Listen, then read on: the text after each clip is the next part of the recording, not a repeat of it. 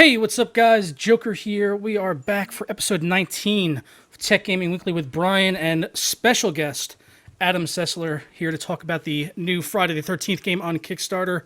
How's it going, Adam? Going well. It's been a wild 24 hours, I would have to say. Yeah, dude, it's been just blowing up everywhere. Like I saw like one tweet from Jim Sterling, and then it's just like every website I went to was just like Friday the 13th, Friday the 13th, Friday the 13th. Yeah, So, we had made some efforts to get some outreach right ahead of the launch, just so the right places were up to speed with what we were going to announce. But I gotta say, I'm kind of blown away and almost like it's really cool to see the reaction. That something I know that I have such a fondness for and such a nostalgia for. Growing up as a kid is something that I share with way more people than I ever thought possible. yeah. Well, everything I've seen so far about the game sounds amazing. And who's Skyping me?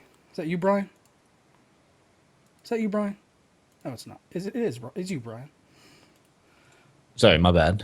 I got. I was like, what are all these? Bloop, bloop, bloop? Yeah. So sorry, my bad. Yeah. So basically, for people that aren't familiar, and I got a link down in the description below to the Kickstarter page. So go check it out, guys, and support the game because it looks awesome. It has a really cool video with me in it that was shot and involved some of the cool people that were involved both with the movie and with the game. Yes, anyway, that's what I noticed. I was watching the video and I was just like, oh, just more Adam, more Adam. Where's the game? Where's the game? No, but I enjoyed the interviews with the original creators of Friday the 13th are attached to it. So I mean, that's awesome.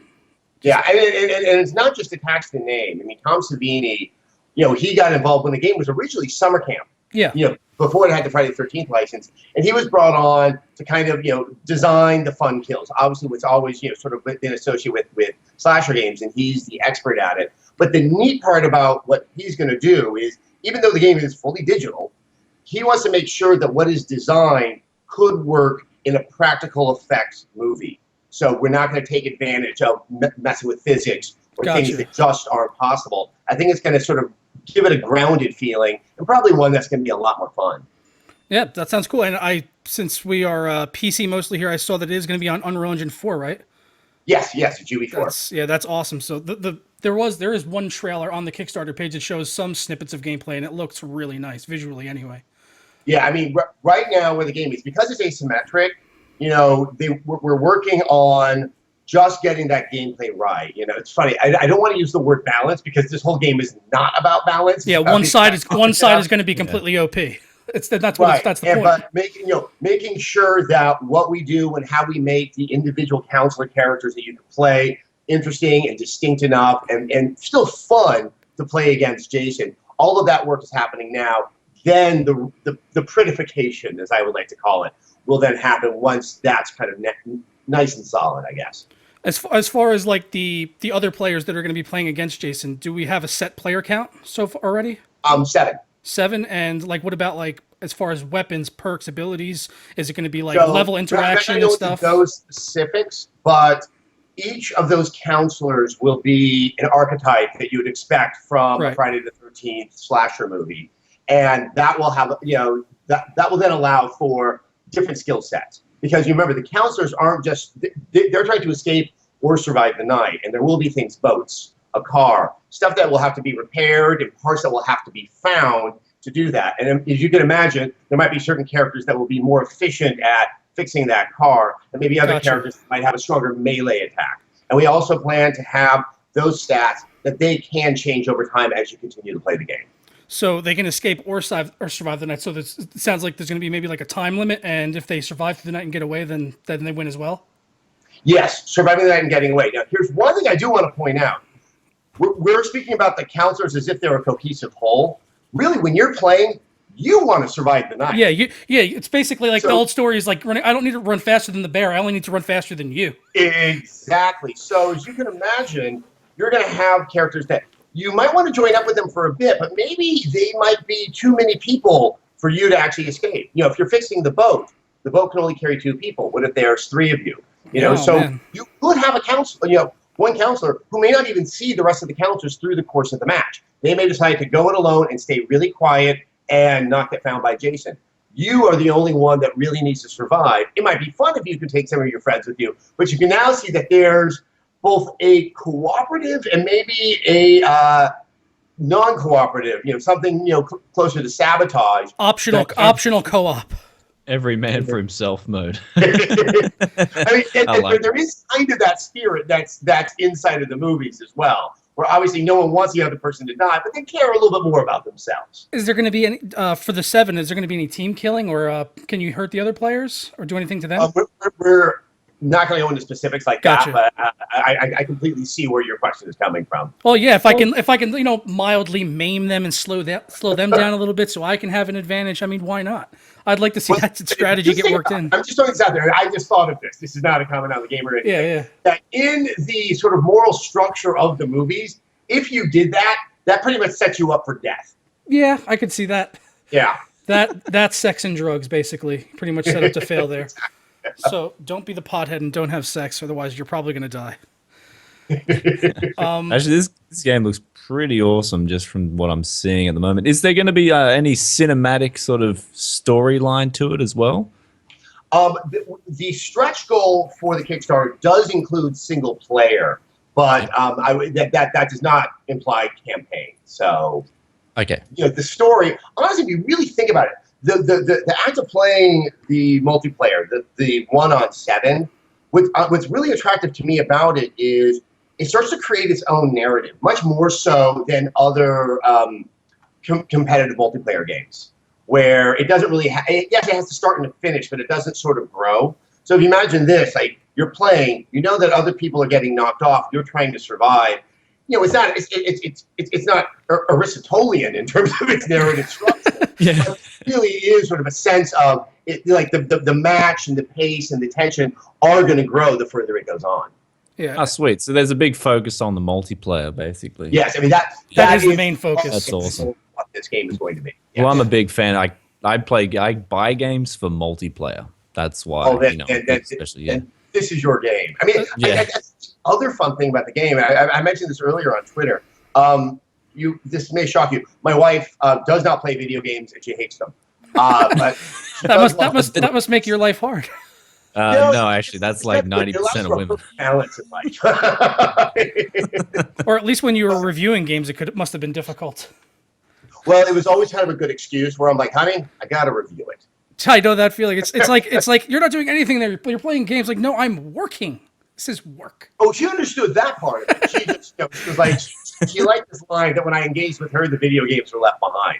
But regardless, her and I just love horror movies. And when I was able to describe this game to her, she just went, hold on, I actually want to play this game. I think that's another neat thing is that what it's doing is so different and isn't so predicated on skill.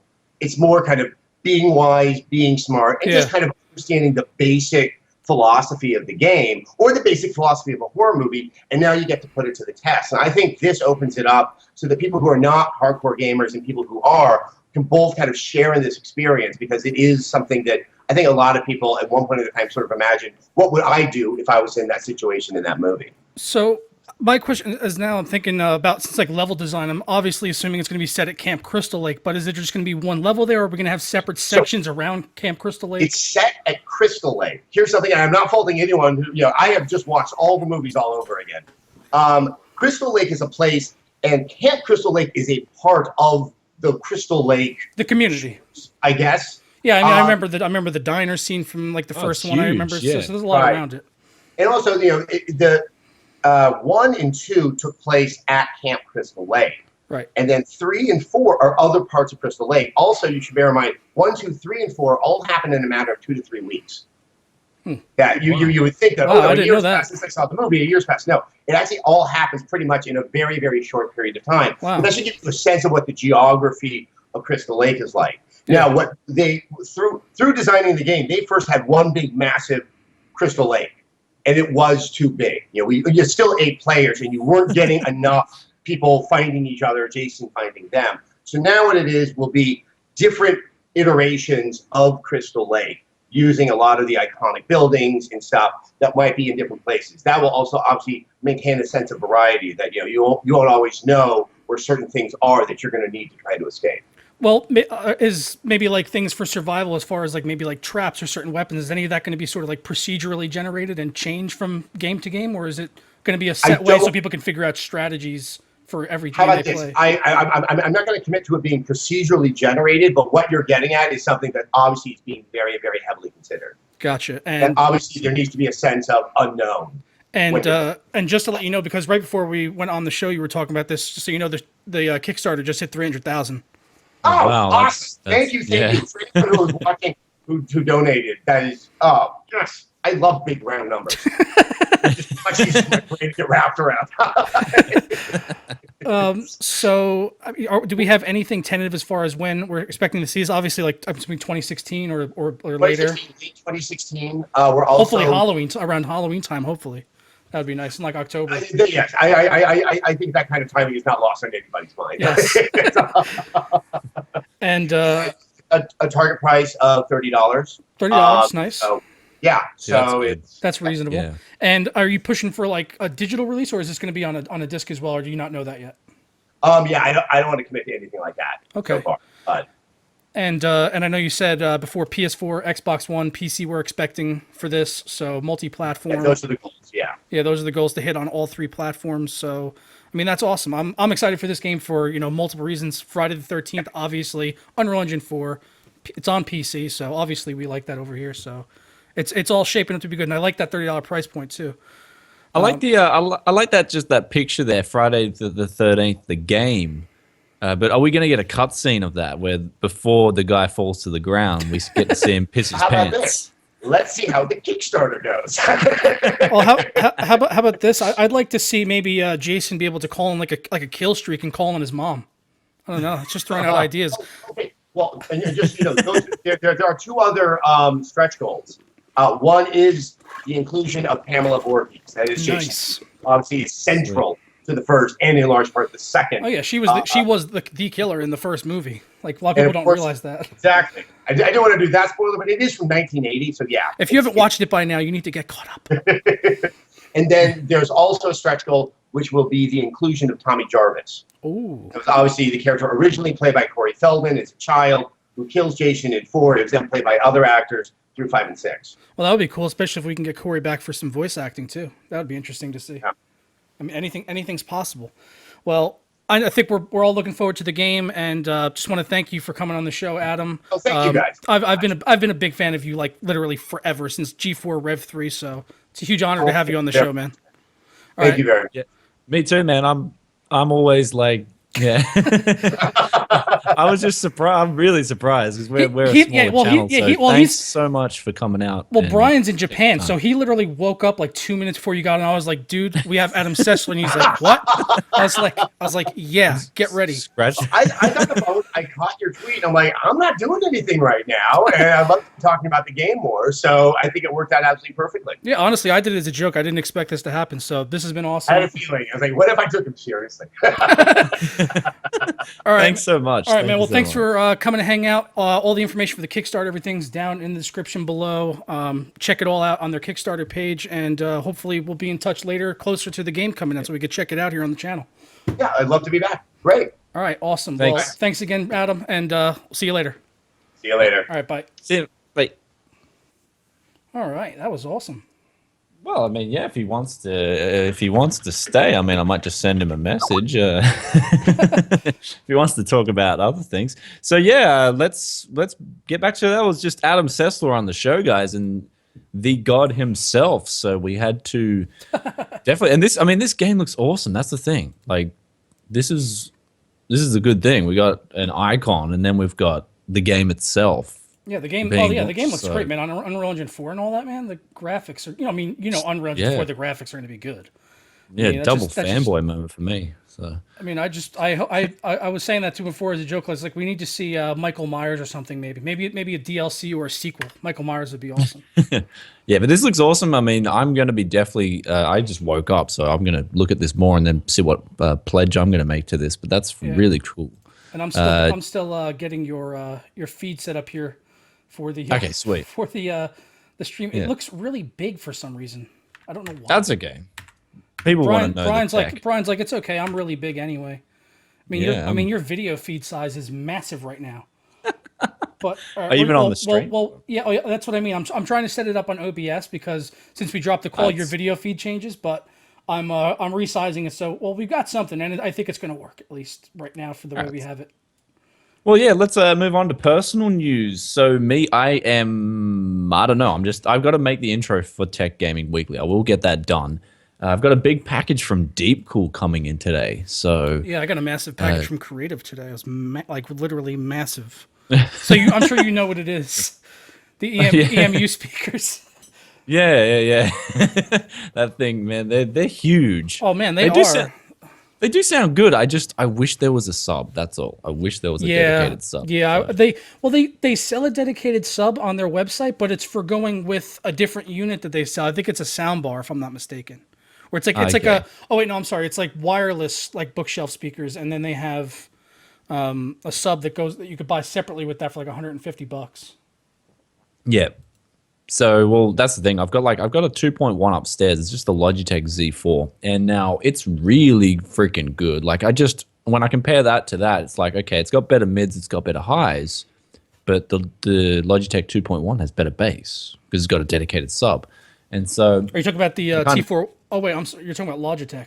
Okay. Yeah, Logitech Z. These are old speakers, man. They're like probably running back like 6 years. So, and they're still going, so they're really good. But you know, that's so I got that package coming, and I'm going to be making an intro for this show. I will get that done. I was going to get a new profile pic done too, but I don't know. Yes, I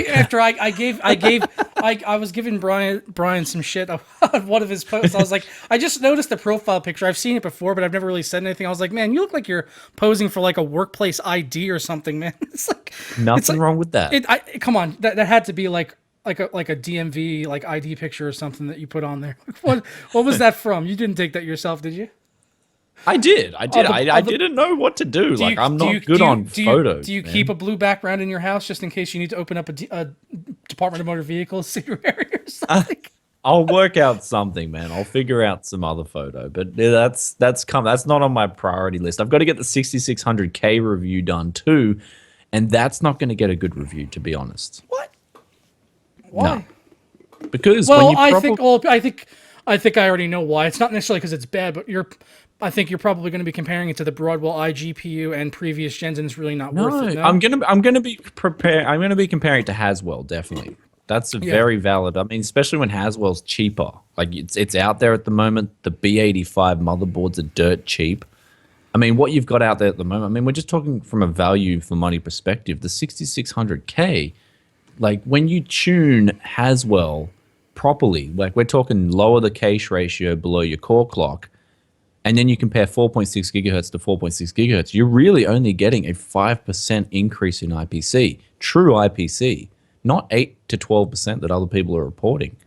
It's literally 5%, and that's for a node shrink and an architectural improvement, and the fact that we've been waiting for like 2 years for this freaking CPU. So I mean, I'm kind of putting it into perspective and saying, hey, this is, and then you've got the price hike, right? Like I remember paying about $220 for my 4670K, and now I paid probably about $260, $270 for the 6600K. So you've got that price increase as well. Yeah. So you've got all these things happening, and you're only getting 5%. Like why as well go get a 1231 V3 and a B85 motherboard and call it a day. And then if you're going with 980 Ti SLI, like full-on blown out PC specs, you're probably just going to get on X99 anyway, or 5820K. So, I mean, when we're talking realistically, the 6600K doesn't really fit anywhere for me, like in terms of value for money. I mean, I was thinking about this earlier. Like, if you're coming from an older i5 or whatever, and you're upgrading, don't even bother unless you're going to get an i7. Like of any kind of i7, really, 4790K, 6700, or 5820K, just get an i7. There's no, I don't think there's really a point in upgrading from Sandy Bridge to another i5, you know.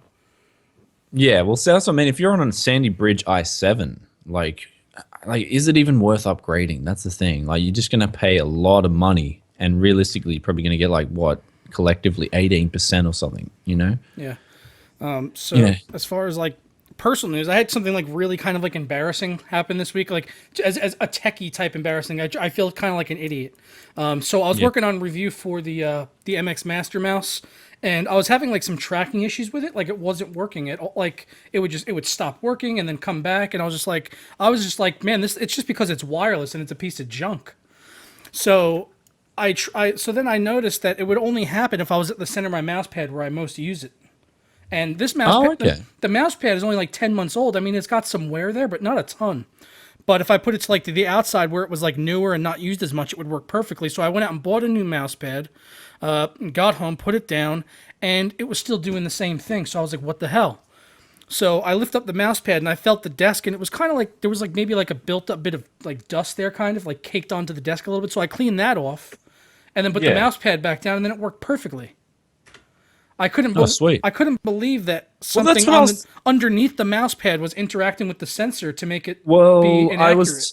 That's what I was telling you, man. Usually, like I've said, I've had this problem on my Logitech G3 before where you just clean everything, the mouse pad, under the mouse, and it starts working fine again. So that's why I recommended you just clean it out. So yeah, so I was thinking that maybe that was the reason I was having the problem with the Myonix caster as well.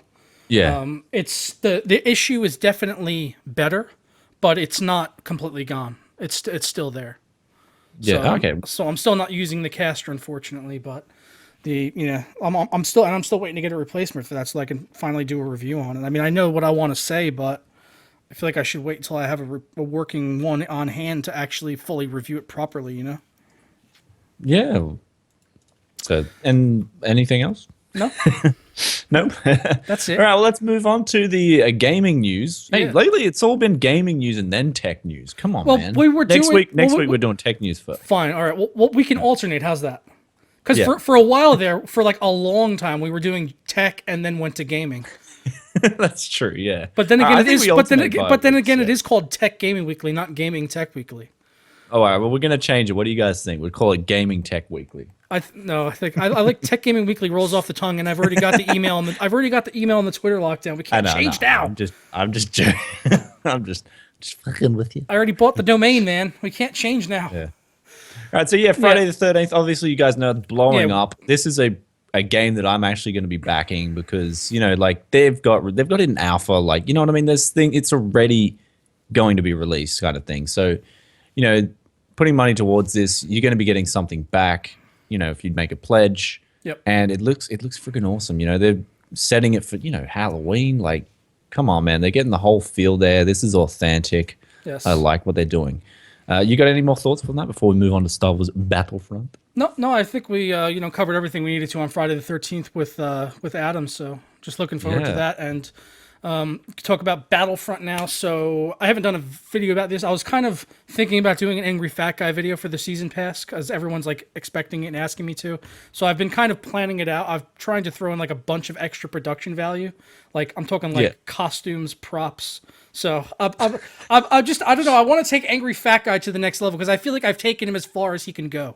So I mean, but that's what I mean. It's hard to compete with that because Boogie's already out. He's like the original, angry fat guy kind of thing, you know what I mean? So yeah, and I love Boogie, but he hasn't like upgraded his content ever. And I don't know. When I see a channel going up to like 2-3 million subs, I'd like to see it advance a little bit, get a DSLR, a couple upgrades or something. Yeah, I'd like to see that. Person's making a lot of cheddar. Oh yeah, so. I know he's making the money. So I mean, get a DSLR. I mean, it doesn't affect his content. It's still him talking in front of a webcam at the end of the day, and I get it. That's his style. So I'm not giving him shit over it, but.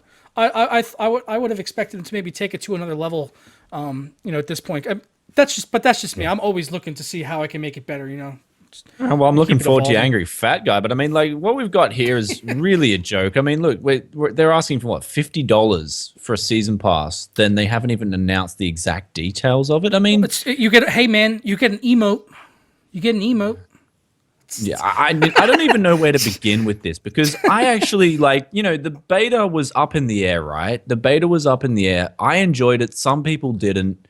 each to their own. Like, I can respect people not enjoying it. I kind of see it did get repetitive, right? I did kind of get bored of Well, just it's one I mean, mode. well, the game is as I mean, But it wasn't beta. Like, I did enjoy Battlefront ultimately. yeah, I and mean, I guess it was the it's Star okay. Wars theme. It's yeah, I think a lot of hardcore shooter fans are in agreement on that. Like, okay, yeah, they nailed Star Wars. It looks great. It sounds great. But Yeah. when you just start looking at the core elements as a shooter, you know, as a critic to start analyzing the elements, it's just the game is generic as aspirin, man. It's Yeah, but like the thing is, I could go YOLO and I could have fun, and that's well, you all I can care go you about. can go YOLO because there's so many friggin' noobs on the game, man. But Battlefield 4, you cannot go YOLO. You I can can't do YOLO. it. I can YOLO. No You way, need to man. you need to step up your YOLO game is what it is, man. I don't know, man, but- You need to go down to the YOLO store, pick up a fresh new pair of YOLOs, and you'll be good to YOLO. You know. All right, well that's it. Someone needs to make a shorts and t-shirt brand YOLO. I'd be buying it, man. I go God. YOLO. Oh my god. Yeah, what's the preferred strategy? YOLO. That's the preferred strat. So, I mean, I had fun. Like, I did enjoy it, and I can see the vehicle, like the air battles, like the air combat was just terrible. Like, I've got to agree. Like, I thought that was really bad. They really need to fix that. But other than that, I thought the game was good. Like, I did enjoy it, and I would be buying it. Possibly, but I've got to look into it now because this is just a joke. I'm not going to be spending $150 for this game. Okay, like, honestly, I'm sorry. Honestly, okay, I'm gonna give this. I'll honest, like I already said, I'm gonna give this the angry fat guy treatment as a character. But Yeah.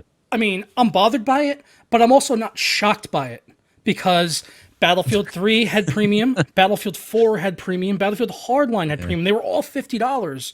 I don't know why everyone's acting surprised that this happened. Just because this It is should be more expected. mainstream, though. This is more talking about? mainstream. Battlefield 4 is like one of the most played online games right now, as well as Hardline. They're massive I know games. that. They're I know that. huge. But you have 9 million people tried out the beta alone. You can see the scope of this game is. Well, that's because I guess it's Star Wars people, but I don't think that should dictate the pricing of a seat. Definitely should.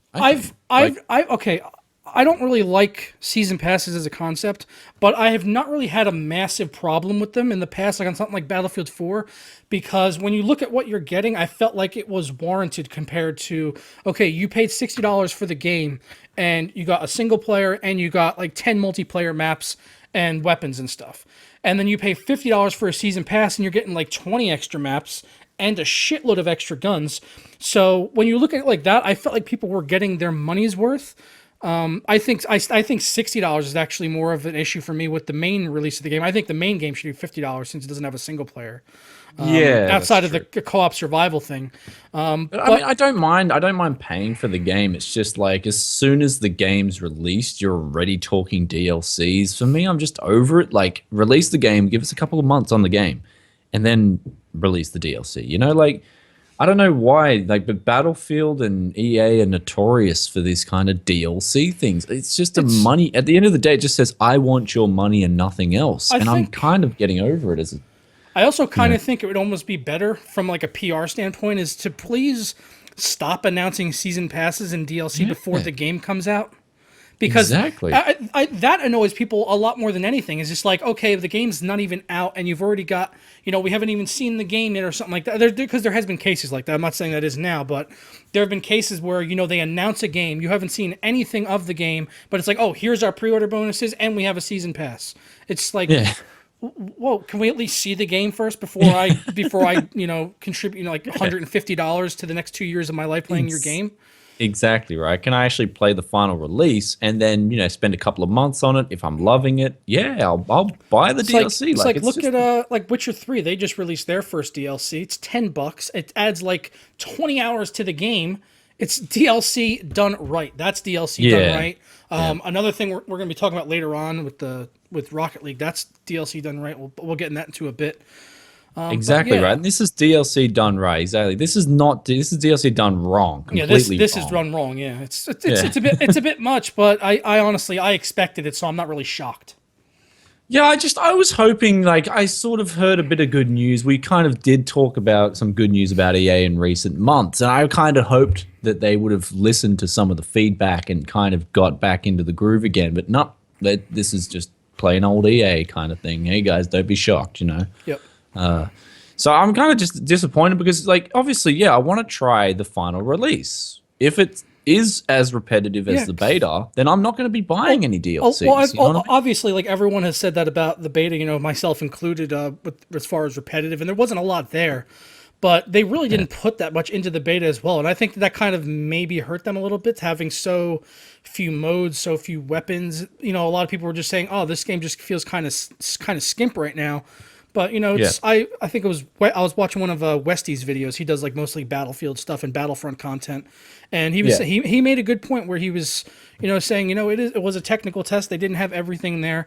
And he made a good point. And hopefully when the final game comes out, the other modes are really good. And, you know, the amount of content speaks for itself. Because that's what I'm hoping. We all want the game to be good. We're all Star Wars fans here, I think. And we want the game to be good at the end of the day. So completely agree, and you know, and move on to the next thing here before we move on from Battlefront is they also announced the game is not going to have any in-game VoIP. So someone had asked them on Twitter, and they responded by saying you can choose your favorite third-party software to communicate with friends on PCs, or Skype, GameVox, TeamSpeak. See, that's a little bit annoying since, you mean, you look at even like a game like Dota 2 has, you know, voice over IP, right? It's a simple request to add in voice communication in a game, especially since it's got party mode, right? Like, I mean, you're joining up with a party. That's your friend. I would say 9 out of 10 times you want to talk to your friend while you're playing video games together.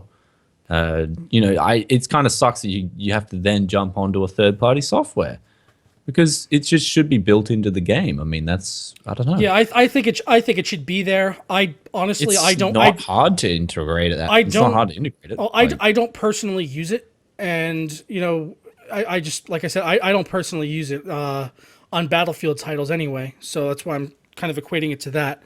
Something like Rainbow Six Siege, definitely use it, because even, you know, when you're playing with randoms on that game, you need to communicate. Battlefront, I guess you kind of need to communicate, but even if they did, I imagine it would only be on a partner basis. And if you were playing with a partner you wanted to communicate with, you probably are going to be talking to them. So this is, again, like the season pass. I'm not really that bothered by this, but I can understand why everyone else is, because not everyone wants to get on TeamSpeak or something like I do. I use TeamSpeak every single day with my friends. So the thing is, right, you got to remember, what about console? What about console, right? Like, how's that going to work? Because you obviously don't have third-party software on the console. So, you know, I watch my brother play Destiny sometimes, and he gets into parties and chats to people. And it's not just I think it's different on consoles. I think it's different on consoles. I know. Yeah, well, I mean, it's just the fact that you got to chat to people to get things done. Like, and I think with like Walker mode, for example, I would love to say, hey guys, I'm available to chat on mic. And if you're available to chat on mic, like, you can put that option out there. I think that would be a good idea. Well, that's rather than say like, okay, I don't want to hear anyone. I don't want to talk. So select that option off. Well, voiceover. That's always been kind of a problem, I think, with PC as far as communicating with other players. Is on most games, I don't see too many people even on comms at all when it is available. So, and you know, for TeamSpeak or GameVox, unless you're in something like a gaming community, you really need to know people already to get into that. So it's hard to meet new players, I find, on the PC a lot. It's much harder than console, I would say, because, you know, you go hop on like Call of Duty on console or Left 4 Dead, you know, everyone's going to be on mics, and you're going to be like, hey, and you start playing with each other for a little while, and you start to become familiar, and like, oh, I'm going to add you to my friends list, and I'll invite you to my Xbox party next time I come on. And I think it's that system on the console, since it is a closed ecosystem, sort of, it's a lot easier to communicate and get in touch with people and meet new people. Whereas on PC, I don't see that element there as much. It'd be nice if it was. I just don't know how they can implement I personally take advantage of it. I mean, especially in MMOs, like MMOs, World of Warcraft. I hook up with people over voice over MMOs. I have seen it. Yeah. Yeah, in Dota 2, I talk to my team regularly if I'm going in the middle lane. Like, I think having a mic is a must-have for Dota 2 if you're going mid. Pushing you mid. Just tell people. So, yeah, well, that's it. Like, if you're mid, you've got to tell because the mid character is usually the highest level. You've got to tell people when that character's missing, what rune he's got. And so, you know, it's a common thing. Like, I think voice over IP is, for me, it's pretty important. So, yeah. But anyway, we'll move on to the next. What do you guys think in the comments? Let us know. Do you think voice over IP is a make or break? You don't care too much? I'd love to hear your thoughts in the comments. Yeah, so if we were any type of prepared individuals, we'd have a straw poll ready, but we're not. Yeah, well, straw. It's like some people watch on their Some people watch on their smartphones and they couldn't be bothered with straw polls. So. A lot of people just listen after we upload. It's like some guy was like, "Hey man, I listen in my truck. Like I drive trucks and I listen to your show." And I was just like, and he's like, "Could you put it on like Stitcher or something so I could listen to the audio?" And I was just like, I got to look into it. We need to set up like an RSS feed for that, which I'm not familiar with doing. Yeah, we'd have to get that cracking. But do you know how to do that? RSS feeds? I know. Well, I'm currently in the process of setting up a website, so I'm looking into I'm talking to a buddy who's a web developer, so hopefully we can get RSS set up on that, and then we can get the show on Stitcher or something like that, or at the very least upload the backlog to like SoundCloud or something like that, so people could just get audio. Because his thing to me was he's on a cell phone, and since he's driving, it's on like a data plan, and obviously it takes up more data to watch a video than it does to just listen to audio. So makes a lot of sense, I think. All right, we'll move on to the next topic. We got Friday the 13th returns as a Kickstarter. But I mean, we talked about. Well, we already did that. That was the initial order, Brian. We moved it back. So the next one would be Star Citizen Squadron 42. If you want to take that one. Okay, well, Star Citizen there, it looks like they're announcing a demo. Now, I got asked to talk about the game and sort of my opinion on whether this game's going to be released or not. But it's good that I waited a week because we now have more news that, hey, they're going to allow people to play this for 2 weeks. They've done this before, by the way. Yeah. And so, I mean, like, look, is Star Citizen a scam? No, it's not, right? They're doing legitimate work with that money. And like when you look at the scope of the game, it's massive. Like, wow. Yeah. This is arguably one of the biggest, if not the biggest game in history. What they're doing, including FPS, space combat, you know? I was just looking at this the other day, actually, like as far as like game budgets are concerned. That article we were looking at last week was saying that they were up around like 91 million. So we were talking about this with my friends, and we started looking into it. And like I think it was the biggest game of all time was actually Modern Warfare 2. I think they had something like 100 million on the game budget, but then they had like 200 million on marketing. Oh, well, no, Destiny is 500 million. That's right. Destiny is the most expensive one. I'm sorry. Modern Warfare 2 was second on the list. Yeah, well, Modern Warfare 2 was huge, but like Destiny, I think they've already blown through 200 or 300. I don't know, but they. Well, no, the article last week was saying they're almost out of money. They had 91 million, and they were saying they already spent like 82, I think it was, but it was completely like unfounded, really. It was dude, like that's the thing. You look at that Derek Smart versus Chris Roberts. I feel sorry for Chris Roberts in a way because the Derek Smart guy is he says it's not personal in his blog, but it's very personal. Like it kind of reminded me of that one from what was it, OCCP, where they were talking about the thing with AMD Roy or whatever. Yeah. Remember that? Well, I mean, personal like letter or whatever. That's what it kind of felt like. It's just like you're just taking the chance to give this guy a ribbing. Yeah, so I mean, I don't know, like, of course, look, when we look at the financials, right, we live in a capitalist society. Is there any chance of them not, having financial trouble? Of course, that's always a possibility. There's risk, right? Anything is, whenever there's money involved, there's usually risk involved. So, is it a possibility that they're going to have financial troubles? Yeah, it's a possibility. I don't know that information. I can't see their balance sheet. I can't see their accounting. I don't know. I can't give you an informed opinion on that. But what I'm seeing so far is a game that's interacting with the community. Big time. Big time, yeah. And it's the gameplay, what I'm seeing so far is just massive. It's huge. And so, yeah, I mean, 90 million doesn't even do this game justice. I think it will cost a bit more, but, look at when you compare it to the likes of Destiny or Modern Warfare 2, this game completely trumps those games in the scope. I could tell you one thing that kind of baffles me is like I've seen people in the comments saying that they already committed like $4,500 to this game. That's a lot of money. I'm just like, man, like there isn't a game in the world. There's not a game in the world. It's nothing. There's literally no game in the world. Like even a game that literally had a woman crawl out of my computer to give me blowjobs on command. Not for $4,500. No. So, okay, maybe that. Okay, I'll give you that one. But $4,500 on a game that's not even finished yet. Like I'm not saying it's gonna happen, but for all we know, this game could come out and be a massive flop. It could be shit. It could be awful. Yeah, I mean, it could be, yeah. Like that's what I'm saying, right? There is possibilities there, and you can't say this and that, but you got to at least give the game a chance and stop. Like some people are ridiculing it, and that's wrong. Like from what I'm seeing so far, it looks gorgeous. Oh yeah, it looks amazing. It's and, like, and they're trying hard, man. They got a freaking crew of what, 250 people or something. Like it looks like the space sim we've like always wanted, and like I thought it was just going to be kind of like EVE Online, but like the story stuff is getting a lot of attention too. That was our next thing we had here. Was they announced the voice cast. And there was, I don't know if you saw, there was a video of Gary Oldman who plays Admiral Bishop, and it was like the main guy giving like a speech to like the Senate or like Congress or something like that. And they did, with these actors, they did full voice and motion capture, and they showed like some behind the scenes stuff. It looks amazing. It's like, it's basically akin to like seeing like Planet of the Apes, like the stuff that they did with that with Andy Serkis, who's also attached to this game, which is like instant to me. I'm just like, whatever. Andy Serkis, I fucking love Andy Serkis. Did the voice of Gollum in Lord of the Rings. Precious, yes, stupid fat Herbertses. yeah, I fucking love Andy. I have so much respect for Andy Serkis, and I'm glad to see him in this game. He was in what was it called? What was that game with Monkey? I can't remember. The main character's name was Monkey. I can't remember. Enslaved, Odyssey of the West. That game was great, and he was the main voice in that. But this game's got, I mean, they got Gary Oldman, Mark Hamill, Gillian Anderson, Mark Strong, John Rhys Davies, also from Lord of the Rings, played what's his name? I'd love Gimli. to see Samuel L. Jackson in it too, man. They've got to get that in there. Yeah, I must say that this the cast they have on here is looking pretty pale. Yeah, It's looking pretty pale. But if there was if there was a black guy in there, you could be rest assured it would be Sam L. Jackson. yeah, I'd love to see Samuel L. Man. Just drop Admiral Bishop, what you doing, motherfucker?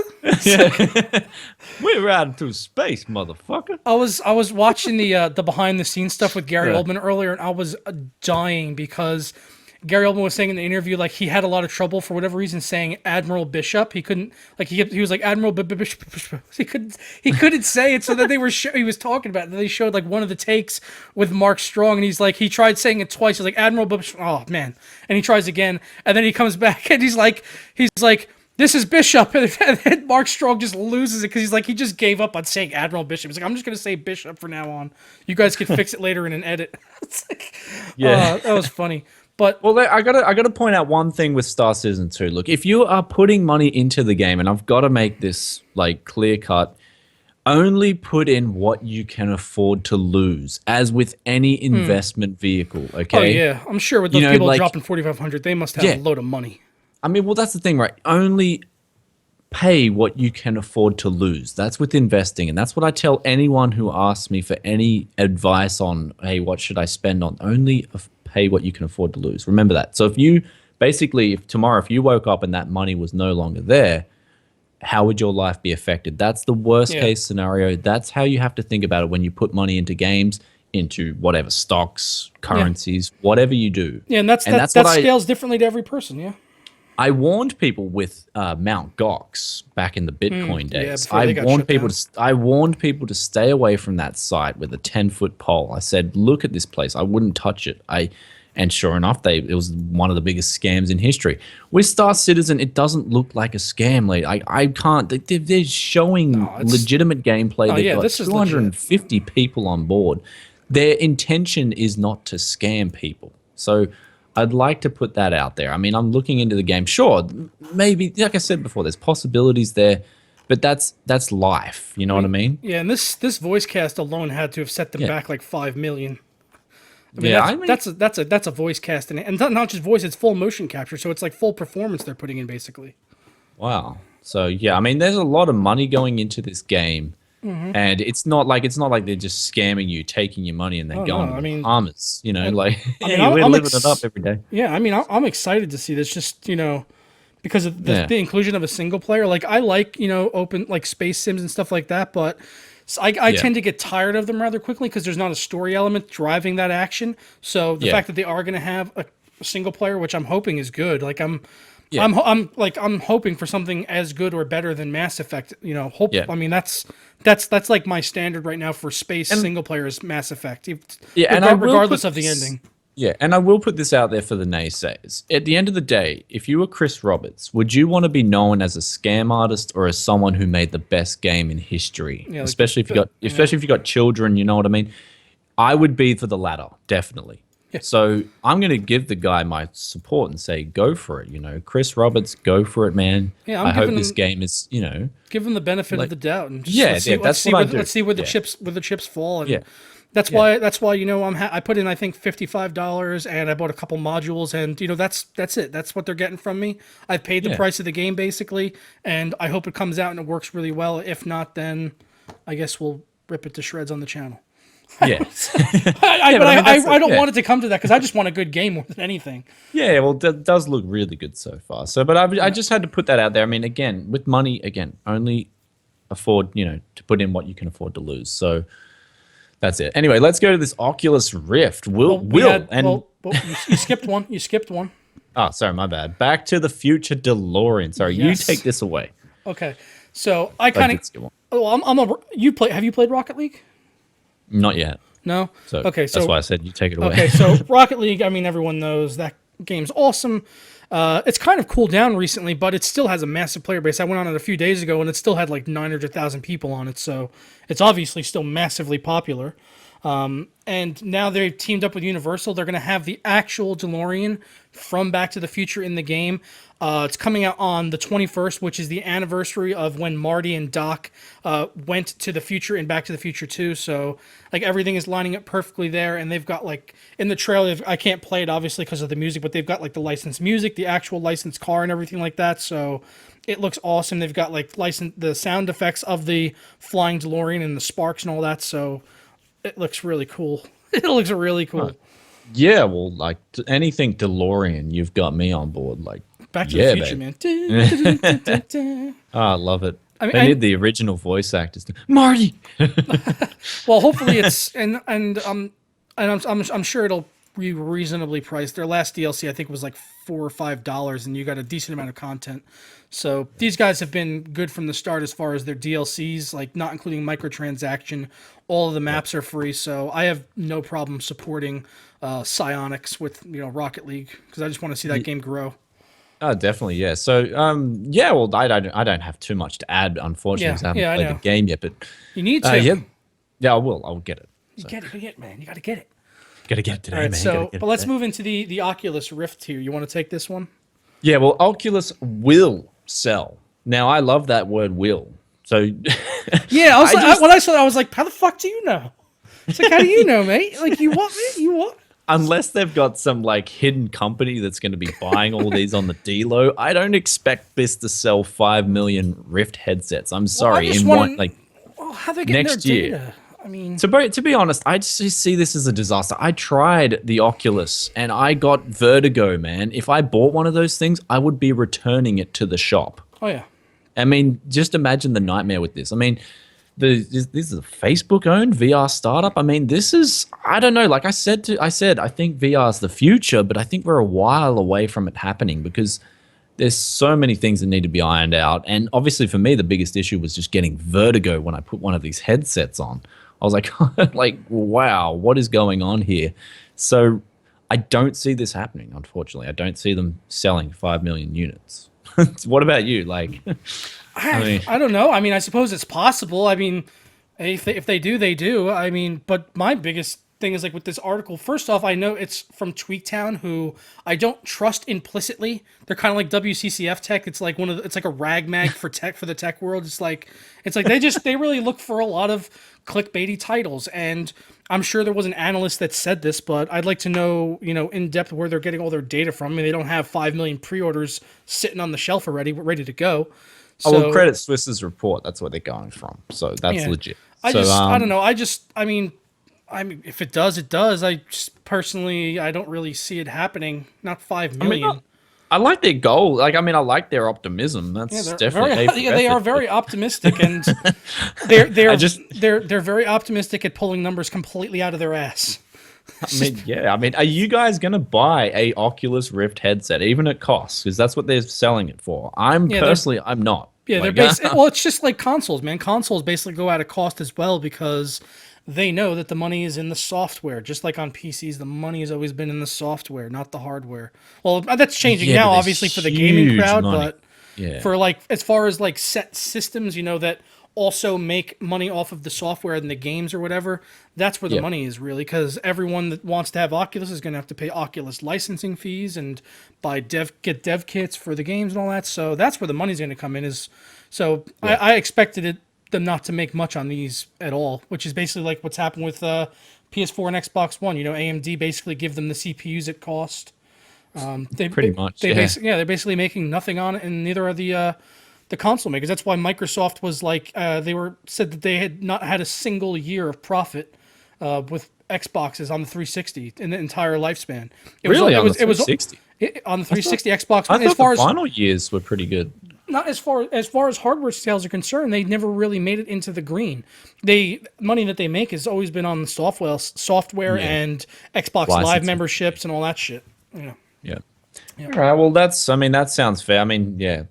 Again, what do you guys think? Are you going to be buying an Oculus Rift? I don't. I just want an HTC Vive. I'm a Valve fanboy, so I'm waiting for the Vive. Yeah, that's true. Yeah. And on other news, let's move on to other news. We've got SSD water blocks. It's crazy. They're cooling SSDs now, man. Are these SSDs running that hot? I mean, I've got to give it to EK water blocks. At least, hey, they're creative, man. I love things that are original. I mean, I can imagine this going into, the Jay's 2 Senses rig or something. Oh yeah, definitely. I'm sure he'll have the first. I'm sure he'll have the first one. The first batch, the prototype, ready to go. But I don't like. I mean, it's getting this is some serious business. Overclocking an SSD, I've never even tried it before. Besides is that what they're my talking base about clock. here? Well, I guess if you're getting a water block for an SSD, you can overclocking it. I think the majority of people that are probably going to be buying this is just for sake of matching, because they're going to obviously have water-cooled GPUs already, or GPU, and then this is going to be in a PCI slot, and they want it to match along. Like Kyle on Awesome Sauce, he did his Hotline build, then he got a 750 SSD, so he painted it. It looked great. So I think this is really a matter of people wanting to just have everything water cooled on since it's all connected. I mean, I could already see Jay having that, his 3 Titan X's with the straight lines going, and then the 750 boom, boom, boom, boom. Then the rest of the slots filled in with 750s, yeah. And then he'll have a bunch of people in the comments telling him that you can't do water cooling like that, and then he'll make a video how they're wrong. I already could see the future, man. I'm like Jesus or something, man. It's crazy though. Like I've never, SSD water block. Like, I mean, what else is next? A water block for your actual radiator? Like a water block on a water block? Yeah, I don't see any performance benefits from this at all. I honestly think it's purely an aesthetic. Cosmetic. Yeah. Unless these 750 SSDs are running really hot. Then I mean, you can overclock SSDs. I'm pretty sure. I mean, you can definitely overclock them via the base clock. I know that, so you can get 5% or whatever. But I mean, in terms of actually, I've got to look into overclocking SSDs more, but I guess if you got a water block, I mean, surely some intention would be to overclock your SSD. So, speaking of overclocking solid state stuff, I was watching something on Netflix last night about hackers and as far as like RSA, encryption and stuff like that for like website stuff like credit card sales and all that, and how that's all encrypted. They were talking a little bit about quantum computing, so I got kind of geeked out about it. They were showing, they showed an actual quantum CPU, and it looked amazing. It was, they were like, yeah, so this is our quantum solid state processor, and I was just like, are you fucking kidding me? Can I have one?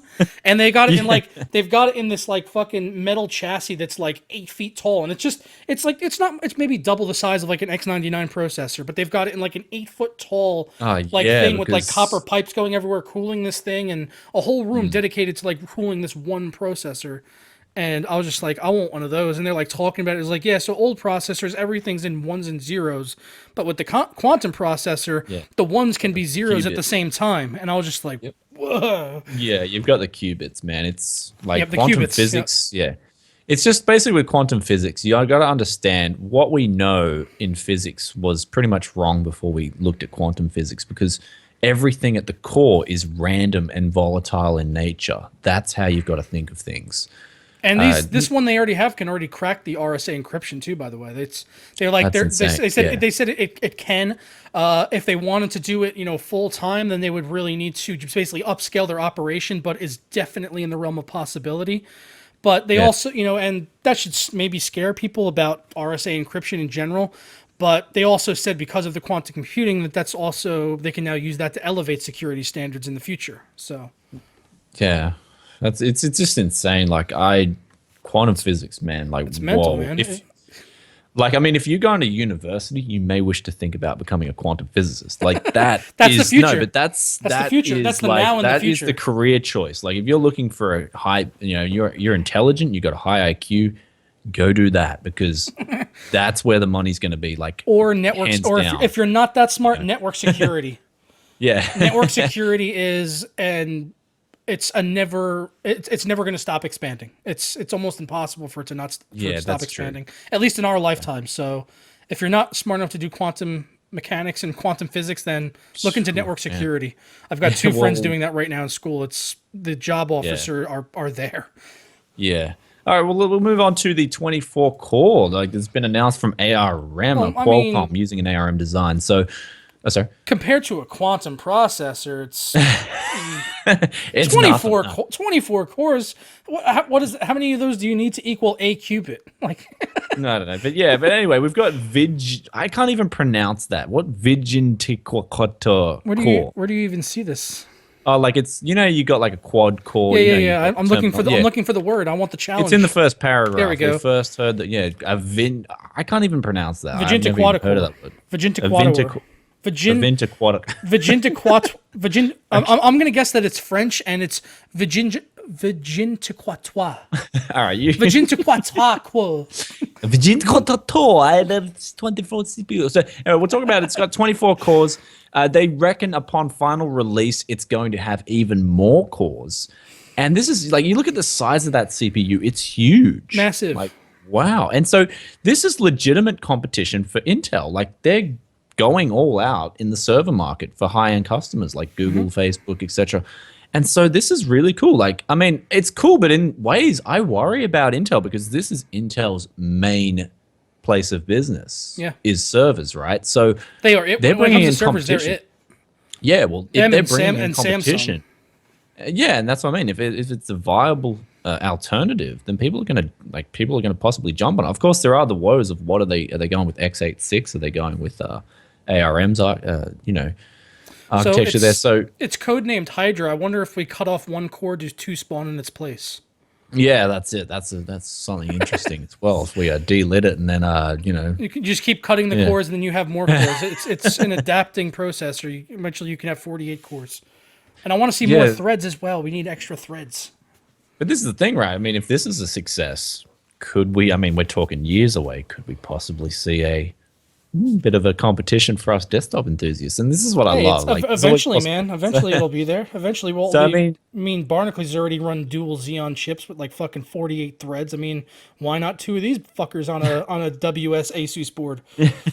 But I mean, the thing is, right? We've got to look at this as in, I think with the release of Skylake as well, and that's all I'm going to call Skylake lackluster. That's just in my opinion.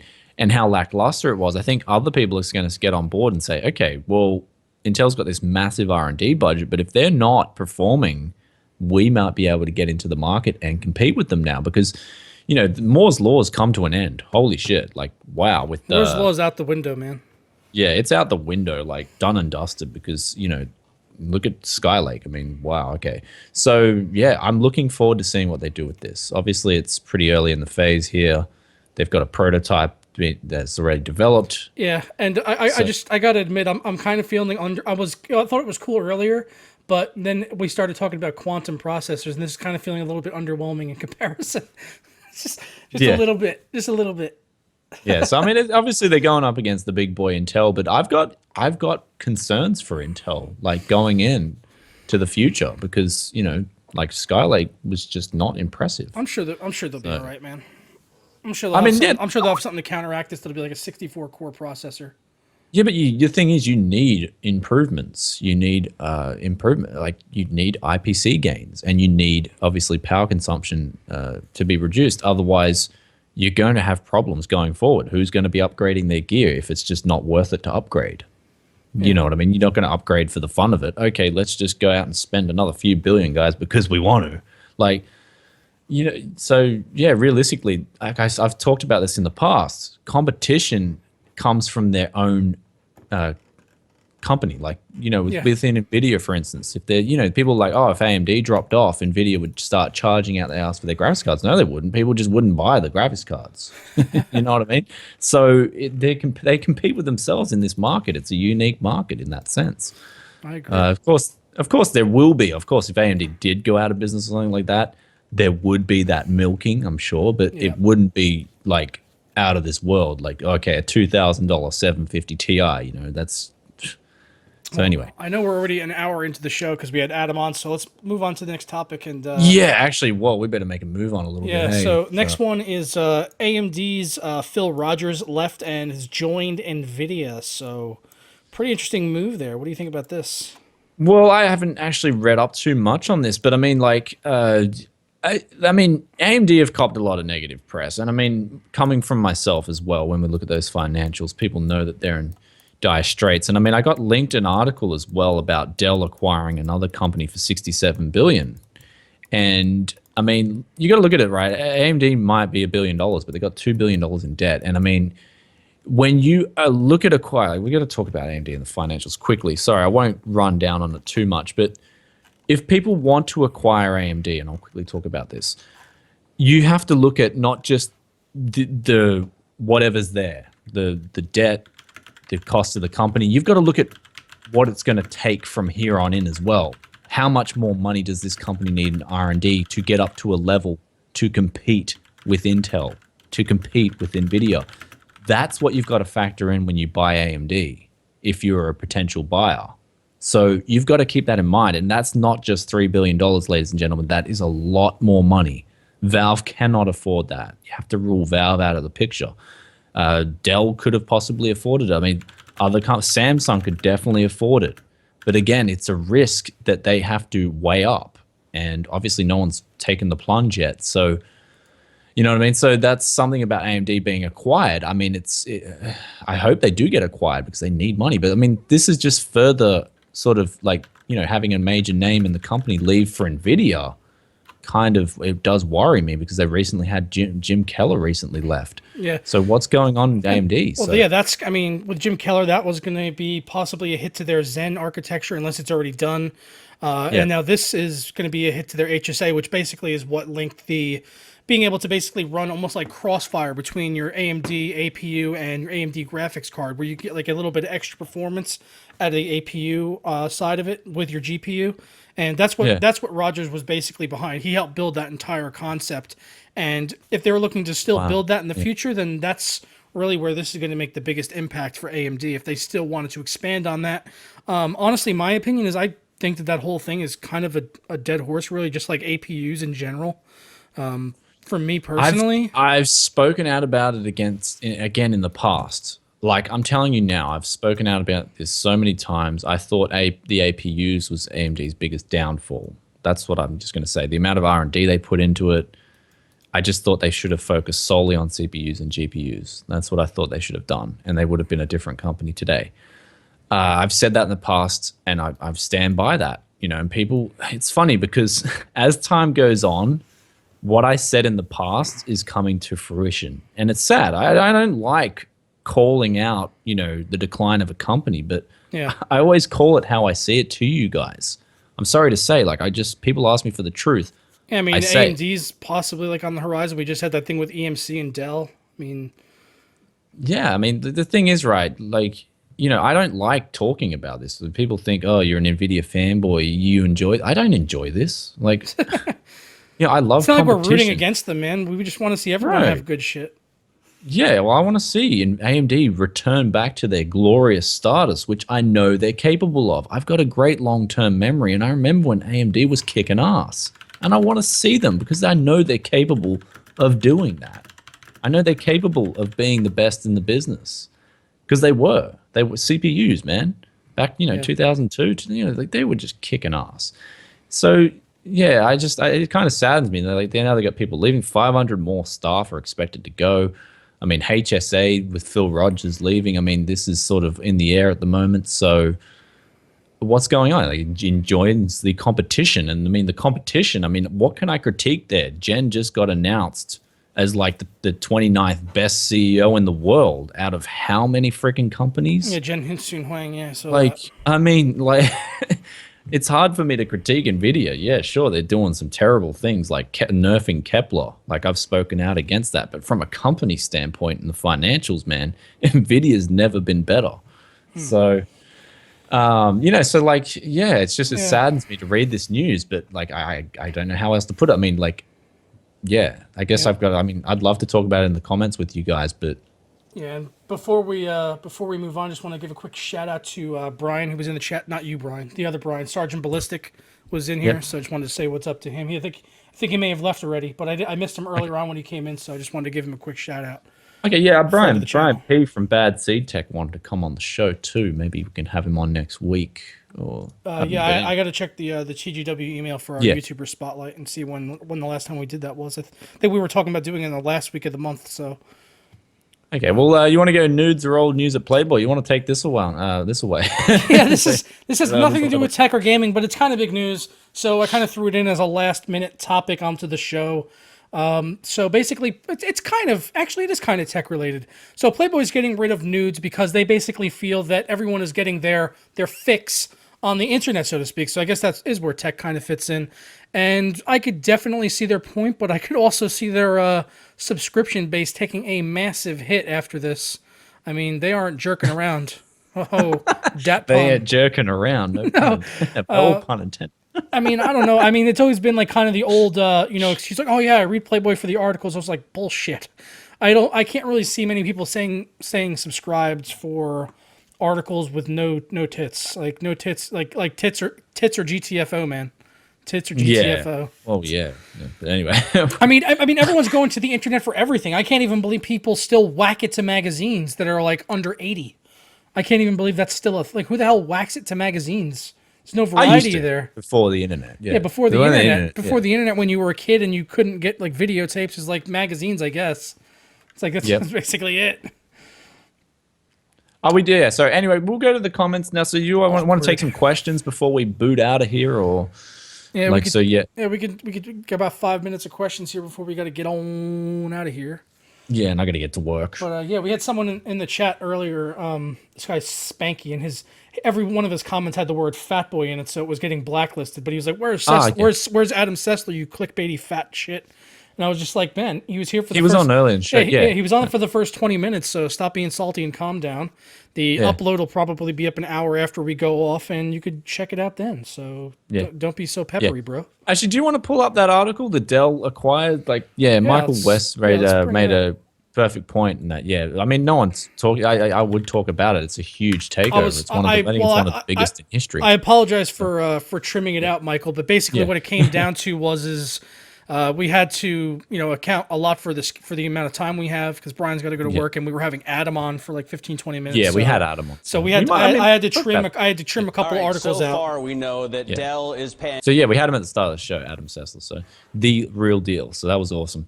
So go to the questions, guys. We're taking questions for a few minutes. So whatever, about anything and anything. So tell us what you want to talk about. And we'll start taking some questions before we scoot out of here. Yeah, so what do you want to say about this EMC deal? Because I'll be honest, I like the thing earlier, I haven't really read up on this too much, and I don't even know what EMC is. What's this, sir? The Dell EMC. Yeah, I've got to pull up I got the article up here, the Bloomberg article. Just wait. They're an IT company, aren't they? So, I mean, I don't have my computer is just lagging at the moment. I don't know why.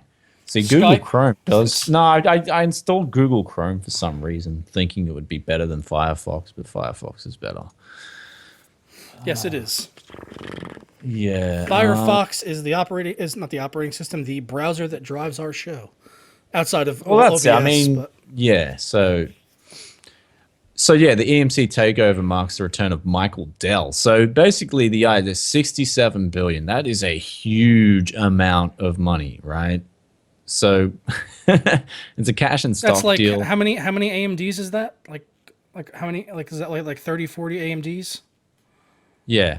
And so I think like, I mean, right. like, yeah. Look, you've got to look at, EMC, right? And why they're taking over EMC. When you do a takeover such, like when you look at Dell and fusing together with EMC, you have to look at what they can offer each other. Now, Dell has a huge hand, if you guys didn't know, in business and servers. They've got a huge, client base there. I mean, you think of Dell with like Alienware, that's nothing compared to their main market, and that is businesses and servers. And so with Dell, right, the idea for them is to integrate EMC. Now they've got data storage. Now they've got the security part there. It does make sense for them to take over a company or merge with EMC. And so, I mean, like, yes, it is. It's expensive. It's $67 billion. I mean, wow, that's a lot of money. But would Dell, like, for instance, why didn't they take over AMD or whatnot? Because AMD just doesn't match with what Dell's going to start producing their own CPUs and GPUs now. I don't imagine that happened. There's a lot of risk to take on when you're Dell and you're going up again, who's going to want to go up against Intel or Nvidia? That's basically when you acquire AMD, that's the question you have to ask yourself. I just hope that these aren't they don't market these processors, if they do them, as like Alienware processors and give like a gaming aesthetic to the CPU itself. It's like, here you go, black and red CPUs with LED lights on it, guys, and a big fucking alien head. It's like, I could see Dell doing that because that's kind of what they do. It's like, this looks so gamer. In terms of, like, the thing is, though, in terms of the desktop enthusiasts, I mean, this acquisition of Dell and EMC has not a lot to do with us being gamers and looking for our IPC improvements and our, our drop down and node shrink on GPUs. So, but it is a huge takeover nonetheless, and it does mark the fact that there's a lot of money floating around there. So if there was a takeover to happen for AMD, it should be soon. That's all I'm going to say with that. If you were to contrast that with put that into perspective with AMD, if there was a takeover bid to be made, it should be happening soon. So let's move into some questions. A lot of people were asking me, like, throughout the entire show about the X34 ultra wide. It's like, I know it's for pre-order on Newegg only right now, but I'll be honest, I don't have $1,300 in the bank. So I kind of have to wait till the end of the month when YouTube check rolls in to commit to that purchase. So we just got to hold on, and hopefully I can get one.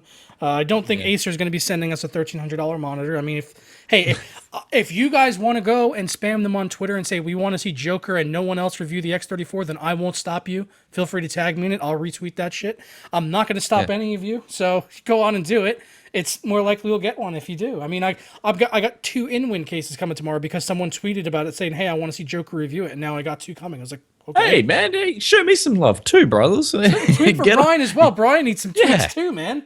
Come on, man. Tweet for the yes man. Well, that's one of the one of the things I found that companies want to see. I mean, they want to see you have the subscribers and the viewership there, but they also want to see if your audience is already interested in something, then they're likely to come on board and be like, all right, well, your viewers want to see this, then okay, here you go.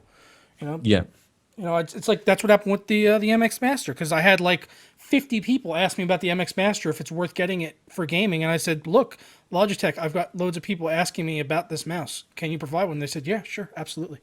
Yeah. So. Oh, sweet. So tip for YouTubers, just tell them your viewers want to know about it. That's it. Yeah. So we got here.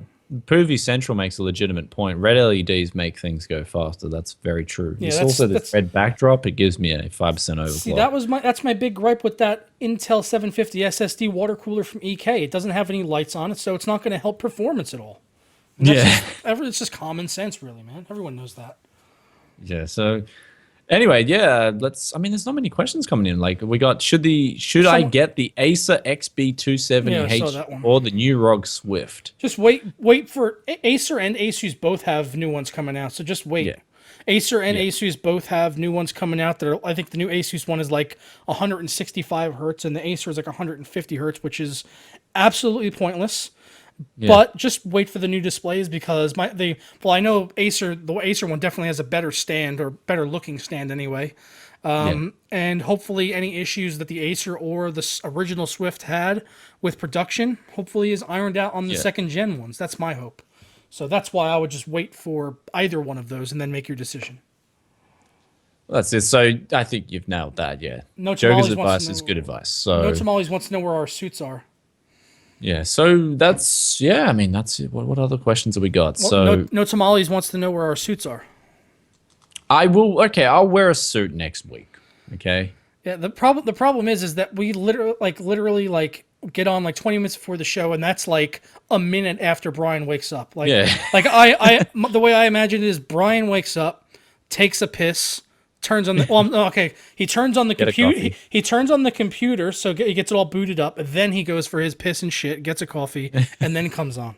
I have a reason. It's because earlier today when I found out we're getting Adam Sessler, I saw him come online, but I kept calling him and he wasn't there. So I was like, he's probably taking his morning glory or something, man. I was like, where is Brian? We gotta let him know Adam's here. Like, Adam is here. So I'm still geeking out. I'm still geeking out over that. I'm over the moon about that. That was awesome. All right, so some final questions, and then I have to get ready for work. So my chat is so laggy. I don't know why. I'll update you. Is February a good time to visit Japan? No. Okay. Terrible time. It's way too cold. It's like the coldest month of the year here, and there's nothing going on. Is VSync that is working right as good as G-Sync? No, it'll never be. No. It's not a matter of whether it's working right. VSync works. It's a matter of if you get a frame drop, VSync is working, and the way that it works is not good. Basically when you, let's say you're running a 60 hertz monitor, if you're getting 60 FPS solid, and then for whatever reason a taxing thing happens and your frames drop to 55. Automatically, VSync will take your monitor's refresh rate and cut it in half to 30 hertz, which is why you get that massive lag spike that looks awful. With G-Sync, that's adaptive, so that doesn't happen. So VSync is never going to be good as G-Sync. As well. So. It's faster. It's communicating directly with the graphics card, unlike VSync, which is communicating with the CPU, which is communicating with the graphics card. So it's cutting out the middleman. It's giving you a direct line, and the path of least resistance is always going to be the fastest. Yeah, so personal life, how's things going with the ex? Not good. I haven't seen my kid. I don't care about my ex at all, what she's done in the last few months is terrible, and I haven't seen my kid for 3 months. I want to see my kid, man. So that's all that's going on there, So, but on to other news. Do you think there will ever be a monitor with both G-Sync and FreeSync? No, I don't think it will be, no. I don't think that will happen. No, the battle lines have been drawn, so to speak, as far as AMD and Nvidia are not friends, ladies and gentlemen. Not until Nvidia acquires them. Yeah, yeah. Actually, I don't think they can due to competition laws. Yeah, probably they'd have monopoly. Yeah. So can you even get a 34-inch monitor? Sure, 34-inch ultra wides all day. Yeah. Yeah, other than that, you'd have to look at 32. There's quite a few 32-inch 1440 monitors, especially Koreans. I've seen a lot of 32-inch 1440 monitors. Yeah. So. See, I think 25-inch or 27-inch 1440p is really a sweet spot if you're looking for value for money, especially with the graphics cards out there. Yeah, especially with the graphics cards out there that can support that, like your mid-range cards, your GTX 970, your R9 390 can support 1440p, especially at 60 hertz. Yeah. And that's a very good entry. Like if you're on a budget but you still want an amazing experience, that would be my go-to. So you get a 27-inch 1440p monitor. That's that is literally the gaming sweet spot right now. It was 24-inch 1080. Now it's 27 1440. I did a video about is 4K worth it, and it's for gaming. That's the sweet spot, I think. Someone was asking me on Twitter, and I had tagged you into it, told them to ask you because they were looking at Korean 1440 monitors, and I was like, ask Brian, he knows about them. Well, I love them, so that's my opinion there. Let's we gotta wrap this up. Yeah, we gotta wrap this up. I gotta get to work. I gotta get a suit on. I like that shirt, by the way. Is that talking about megahertz and gigahertz hertz? Yeah, it's just the truth hurts, baby. I've got to announce the shirts. The problem is that the company that sent them out, I'm like, okay, shirt. where's? Yeah, that's my shirt. So for Tech Gear City, I've got to announce it. But the problem is that the place that I ordered, the place that I'm working with for it, they're like, okay, you've got to install an app on a phone in order to buy the shirts. I'm just like, no, this is wrong. The majority of my user base watches from PC, or they don't want to install an app to buy my shirts. Yeah, fuck where's that. the desktop storefront? Like, come on. And I think I speak for myself at least, but I would want that in black. Yeah, that's what I mean. That's what I was. So I'm going to look at some other. I mean, I'm going to email them back and say, sorry guys, but this isn't what I thought it was. Like, and that's the thing. I didn't sign any contracts, so yeah, that's a good thing. That's good. I mean, I just had a sponsorship deal, and then I did it, and I talked to them afterwards, and I was like, they're like, oh yeah, we pay you in like 65 days. I was like, what? I was like, I mean, 65 days from now, the video is going to run its course. I mean, you could conceivably just walk away and give me nothing. It's like, yeah. It's like, and you would have already gotten all the value out of it because videos die down after like the first few days. Yeah, exactly. So I don't know, man. But yeah, that's with me. I will announce the shirts and stuff. I've just been like, I can't announce something that I don't want to push. You know what I mean? I'm not pushing an app. Yeah. Install some app and then you can buy the shirt. That just doesn't make any sense to me. So yeah, so that's why I thought you'd say the same thing. So anyway, guys, that's about it. I'm gonna wrap up, and Joker's gonna wrap up. Yep. And you want to wrap up the show? Sure. I guess since I always do it, sure. So we're gonna go ahead and get out of here, guys. Now, thank you again, Adam Sessler, for being on the show. That was like a dream come true right there to meet that guy and talk to him on the show. And I hope hopefully we get to check out the game like closer to launch and all that, and get some access to it as it's coming along. That'd be awesome. Yeah, that'd be amazing. Yeah. So, but we'll catch you guys next week, same time, same place, right here for more Tech Gaming Weekly, baby. Ta-da. Tech Gaming Weekly, baby. All right, ta-ra. And now I gotta find the stop streaming button because I wasn't doing that ahead of time. And there it is. And now ta-ra.